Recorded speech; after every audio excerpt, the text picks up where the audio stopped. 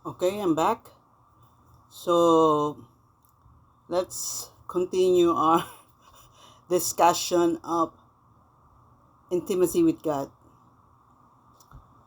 When you're intimate with someone, especially with God, you will not need anyone, anything anymore.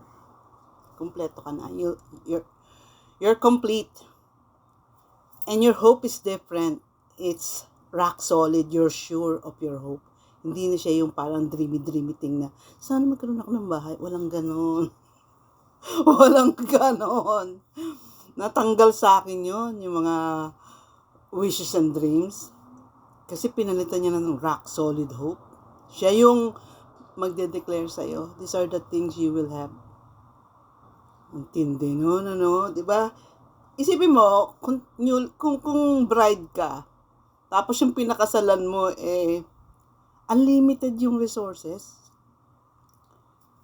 Magmamakaawa ka pa doon para magkaroon ng kubo? Lahat ng heart's desire. Imagine, ang ginamit sa Bible is heart desires. Babasahin ni God. That's how intimate He is in loving us. Babasahin ni God yung heart mo, even in the future. At saka niya i-declare kung ano yung mga magkakaroon ka. Amazing! Ako nga mismo yung magsasabi ng, Nama, kontento na ako, Lord. Kahit ano lang ibigay mo. Hindi. Diba? Yung lover na talagang kadami ng resources. Sabi ko nga doon sa asawa ko kasi frugal siya. Alam mo naman ako, sasabayan ko personality mo kung talagang mahal kita. Sabi ko, bago yung wedding namin, huwag na tayong gumasto sa wedding rings. Bumili na lang tayo dyan sa sa Laguna. Ang mura nga doon, nakita ko Ang mura ng gold doon, kumuha na lang tayo doon sa sa pawn shop. Marami doon mga wedding rings. Sabi niya, for my commitment, a symbol of my commitment, hindi ako bibili doon. E di isipin mo si God. You know why God's love is very exciting?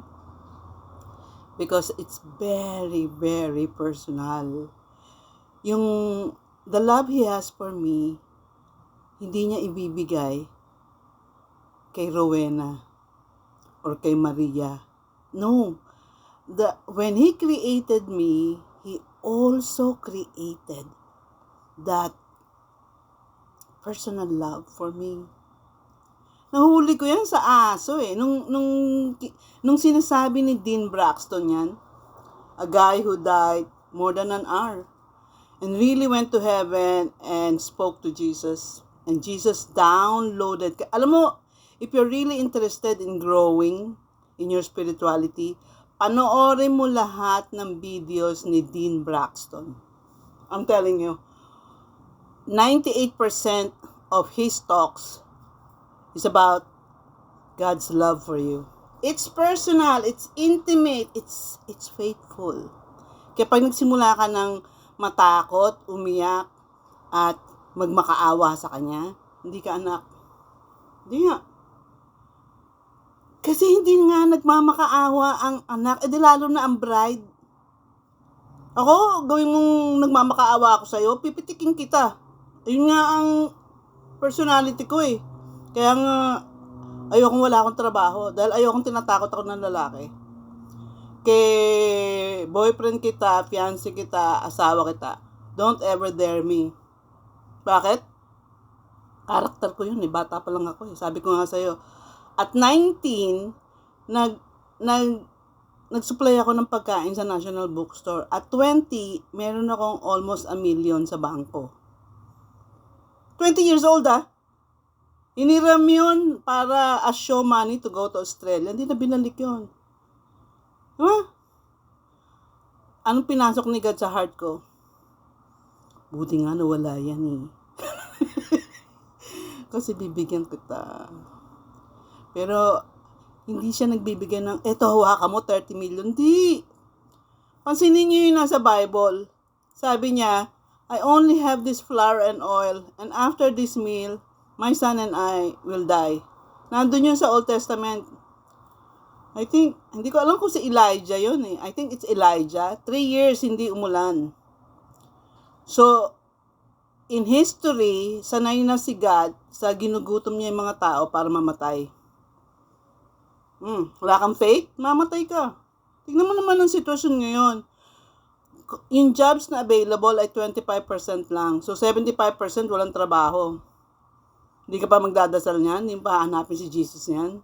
I don't know. So many people are already shaken. Pero ako panlabang ko, yung byuda sa Bible, yun lang ang flour at oil niya. Pero ayaw maubos. In 3 years, naubos yung mga Hebrews, namatay sila. Pero yung byuda, tsaka yung anak niya, tumaba, gumanda, hindi naubos. Kaya hindi pwede kay God yung reklamador. Yung, eto lang, flour and oil lang. Flour and oil lang yan, pero hindi yan maubos. So, hindi na ako tumitingin sa number, hindi na ako tumitingin sa deposit, hindi na ako tumitingin dyan. Sa akin, I wake up in the morning and I worship Him and thank Him because I know His love for me is personal, faithful, forever, and He's watching me. Tinitingnan niya emotion ko. Sino mahal mo? Pera o ako? Security o ako? Alam mo ba, ni-research ko pati yung gutom. Pag nagutom ka, umabot ka ng 1 week, wala ka na nararamdaman nun.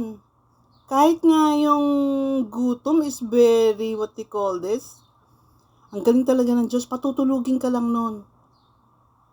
Tapos yung spirit mo kukunin niya, para ka lang natulog, lumabas na yung spirit mo, dahil, kunyari, sabihin natin hindi ka kumain ng, kasi after 40 days, gigive up na yung body eh. Kaya nga ang fasting, 40 days lang eh. After 40 days, kukunin na ni God yung spirit mo, kung time mo na. Kaya hindi nakakatakot kahit gutom. Gutom, init, at saka lamig. Patutulugin ka lang yan and then God gets your spirit kung believer ka. So, death is not really that scary. Have faith in God. Teka, punta na ako simbahan. Bye.